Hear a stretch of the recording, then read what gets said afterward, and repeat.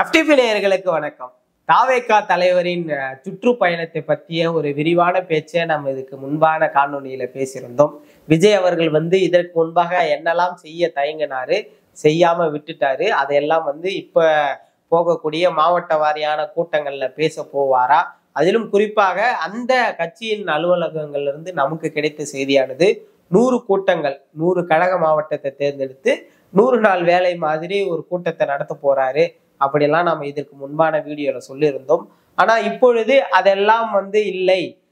கிட்டத்தட்ட ஒரு 15 கூட்டங்கள் முதலாவதாக, அதுவும் 15 கூட்டங்கள் அப்படின்னு சொல்லும்போது 15 நாட்களை ஸ்பெசிபிக்கா தேர்ந்தெடுத்து அந்த 15 நாட்கள்லயும் ஒவ்வொரு நாள்லயும் கிட்டத்தட்ட 3 - 4 மாவட்டங்களுக்கு சென்று அங்க இருக்கக்கூடிய மக்களை சந்தித்து மக்களோடு மக்களாக பேசி விஜய் அவர்கள் பயணிக்க போறாராம். எப்படின்னு பாத்தீங்கன்னா, ஒரே நாள்ல கிட்டத்தட்ட 3 மாவட்ட மக்களையும் சந்திச்சு அதுதான் மக்களோட மக்களா கள அரசியலோட சேர்ந்து பயணிக்க போறாராம். அதிலும் குறிப்பா சொல்லணும்னா, விஜய் அவர்களை இதுக்கு முன்னாடி பல விதமா விமர்சிச்சிருப்பாங்க. இந்த மாதிரி work from home politician, hidden politician, அதுக்கப்புறம் ஒரு சிலர்லாம் பனையூர் பண்ணையார் அப்படிலாம் பல விதமா சொல்லியிருப்பாங்க.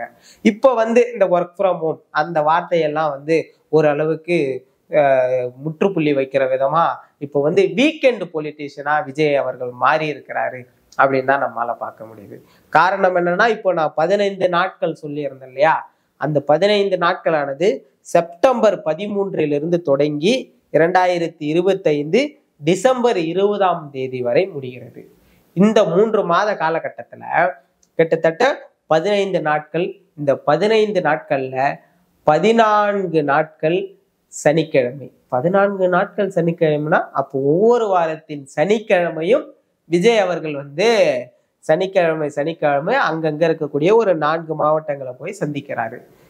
ஓகே, சனிக்கிழமை. அப்ப ஞாயிற்றுக்கிழமை என்ன பண்ணுவாரு அப்படின்னு பார்த்தோம்னா, ஒரே ஒரு இடத்த மட்டும், கோயம்புத்தூர், நீலகிரி, ஈரோடு, திருப்பூர், இங்க மட்டும் சனிக்கிழமை ஞாயிற்றுக்கிழமை எக்ஸ்ட்ரா அந்த இடத்துக்கு மட்டும் கவர் பண்ணணுன்றதுக்காக சனி ஞாயிறு 2 நாள் சேர்த்துக்கலாம், மற்ற இடத்துக்கெல்லாம் சனிக்கிழமை மட்டும் போதுன்ற அளவுக்கு வந்திருக்கிறாரு. இதெல்லாம் வச்சு பார்க்கும்போது நமக்கு என்ன தெரிய வருதுன்னா, விஜய் அவர்களுடைய மாநில மாநாட்டுக்கு வந்த கூட்டம் தமிழ்நாடு முழுக்க இருந்து வந்த கூட்டம். குறிப்பா மதுரையில மாநாடு நடத்துறாங்கன்னா அங்க மதுரையில இருக்கவங்க மட்டும் போயிருந்தாங்கன்னா அந்த அளவுக்கு கூட்டம் வந்திருக்காது. இப்போ ஒவ்வொரு மாவட்டம் மாதிரியா விஜய் அவர்கள் கூட்டம் நடத்த போறாரு. அப்ப அந்த மாவட்டத்துல கூட்டம் விஜய் அவர்கள் காமிச்சே ஆக வேண்டும். அப்ப நார்மலா இருக்கக்கூடிய வீக் டேஸ்ல போய் விஜய் அவர்கள் ஒரு இடத்துல கூட்டம் போடுறாருன்னா எத்தனை பேர் வருவாங்க? என்னதான் விஜய்க்கு உயிரையே கொடுக்கிற தொண்டனா இருந்தாலும் வீட்டுல சோறு வேணுன்றதுக்காக வேலைக்கு போயே ஆகணும். அப்படி இருக்கும்போது விஜய்க்காக வேலையை விட்டுட்டு போவாங்களா அப்படின்னு கேட்டா, விஜய் அவருடைய பொதுச் செயலாளர் சொன்னது போல வேலையே வேணாம் அப்படின்னு போறவங்க போவாங்க. ஆனா அது எல்லாருக்கும் சாத்தியம் ஆகாது. ஏற்கனவே 2 மாநாடுல பட்டு திருந்திட்டாங்க. அப்படி இருக்கும்போது வீக்கெண்டுனா தொண்டர்களுக்கும் ஈஸியா இருக்கும். ஏன்னா வீக் ஃபுல்லா வேலை செஞ்சுட்டு வீக்கெண்ட்ல வருவாங்க. நாமளும் கொஞ்சம் ஃப்ரீயா இருக்கலாம் போல, முழுக்க முழுக்க கண்டென்ட் எல்லாம் படிச்சுக்கிட்டு அழகா போய் பேசிட்டு வந்துடலான்ற மனநிலைக்கு விஜய் வந்துட்டாரான்னு தெரியல. எல்லா கூட்டங்களுமே சனிக்கிழமை கூட்டங்களா இருக்கு. இந்த கூட்டங்களுடைய லிஸ்ட் எடுத்து நம்ம பார்க்கும்போது நமக்கு என்ன தோணுதுன்னா, ஒரு தொடர்ந்து 3 நாட்கள் 3 மாவட்டங்கள் இருக்கக்கூடிய மக்களை சந்திச்சு விஜய் அவர்களால பேச முடியாதா? அப்படி பேசக்கூடிய அளவுக்கு விஜய் அவர்கள் இறங்கி வரலையா? அவருக்கான கள அரசியல் செய்ய முடியாதா என்ற ஒரு பார்வை இருக்கும்போது, பரவாயில்ல, 3 மாசத்துக்கு ஒரு முறை மக்களை சந்திக்க வந்தவர் இப்போ வாரத்துக்கு ஒரு முறை ஆகியிருக்கிறாரு. அது வாரம்ன்றது ஒரு நாள் ஆகணும், நாளுன்றது மணி ஆகணும், மணின்றது நிமிடம் ஆகணும், நிமிடம் நொடி ஆகணும். இப்படி நொடிக்கு நொடி விஜய் அவர்கள் மக்களை சந்திச்சு மக்களோடு இருக்கிறதுக்குள்ள 2026 தேர்தலே முடிஞ்சிரும் போல. அதுக்குள்ள விஜய் அவர்கள் எப்ப மக்களை சந்திக்க போகிறாரு அப்படின்னு தான் நம்ம எல்லாரும் யோசிச்சுட்டு இருக்கோம். ஏன் இதை நான் குறிப்பிட்டு சொல்றோம்னா, குறிப்பா முதல் கூட்டம் 13/9/2025 செப்டம்பர் 13 விஜய் அவர்கள் கூட்டத்தை பேச இருக்கிறாரு. அந்த முதல் நாள்லே திருச்சி, பெரம்பலூர், அரியலூர் இந்த 3 மாவட்டங்களையும் சேர்த்து மக்களை சந்திக்க இருக்கிறாராம். அப்படி இருக்கும்போது 3 மாவட்ட எல்லைகளையும் விஜய் அவர்கள் தொட்டு பார்த்துடுவாரானா? கிடையாது. 3 மாவட்டத்திலயும் போற வழியில போய்கிட்டே இருப்பாரு. அங்க வரவங்களுக்கெல்லாம் வணக்கம் வச்சுக்கிட்டு அங்க 1/2 மணி நேரம் ஸ்பீச்சு, அவ்வளவுதான். ஒரு ஆடியோ லான்ச் மாதிரி அங்கங்க ஒரு ஸ்பீச் காமிச்சிட்டு வணக்கத்தை கொடுத்துட்டு ஒரு செல்ஃபி போட்டு போயிட்டே இருப்பாரு போல. இப்படியெல்லாம் இருந்தா எப்படிங்க ஓட்டு வரும்?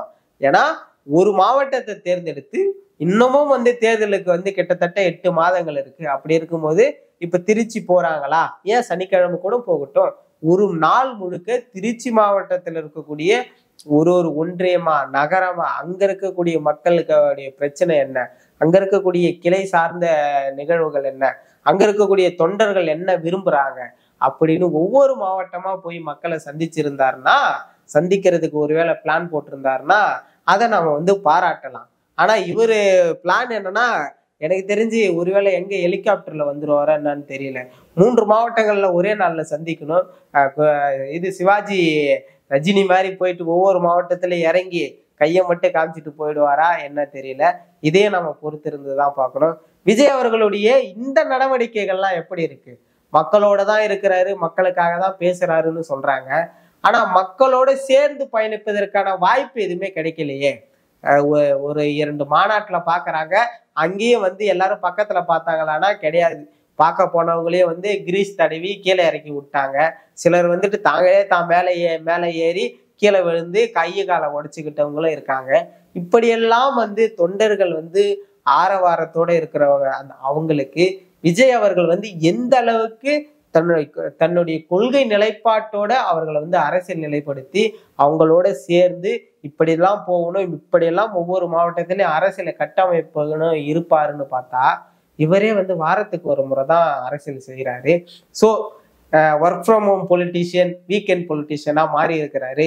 குறிப்பா ஏன் நம்ம இவ்வளவு விஷயங்களை குறிப்பிட்டு சொல்வதற்கான காரணமா என்ன இருக்குன்னு பார்த்தா, நிச்சயமா ஒரு தலைவராக, அதுவும் எதிர்கட்சியின் தலைவராக உருவெடுக்க வாய்ப்புள்ள ஒருவராக இருக்கும்போது மக்களோட இணைந்து இதுவரைக்கும் வரல, இனி வரக்கூடிய காலகட்டங்கள்ல ஒவ்வொரு ஊரா சென்று நம்ம குறிப்பா அன்புமணி ராமதாஸுக்கும் ராமதாஸ் ஐயா அவர்களுக்கும் அந்த பிரச்சனை வரும்போது ராமதாஸ் அவர்கள் குறிப்பிட்டு சொல்லுவார், 96,000 கிராமங்கள் ஒவ்வொரு கிராமமா சென்று இந்த கட்சியை வளர்த்திருக்கிறேன் அப்படின்லாம் சொல்லுவாரு.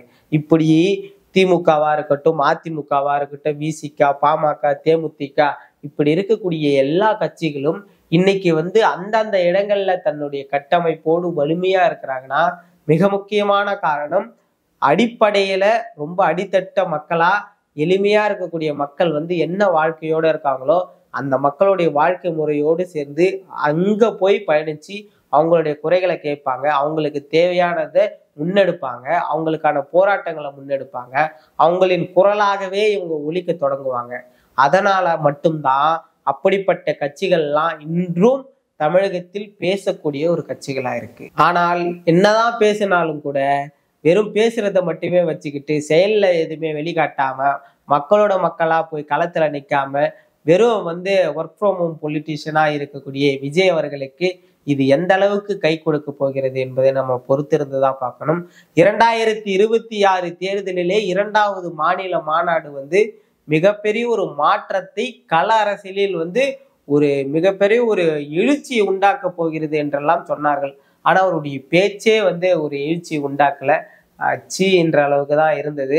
அதனால விஜய் அவர்கள் இதையெல்லாம் நினைவில் வைத்துக்கொண்டு தன்னுடைய வருங்காலத்துல இருக்கக்கூடிய செல்லக்கூடிய மாவட்டங்கள்ல மிக தெளிவான பேச்சுகள் இருக்கணும், மக்களோட சேர்ந்த பேச்சுகளா இருக்கணும். அதுதான் எல்லாருடைய விருப்பமாகவும் இருக்கு, எங்களுடைய விருப்பமாகவும் இருக்கு. இதையெல்லாம் விஜய் அவர்கள் செய்வாரா என்பதை நம்ம பொறுத்திருந்து பார்ப்போம். நன்றி.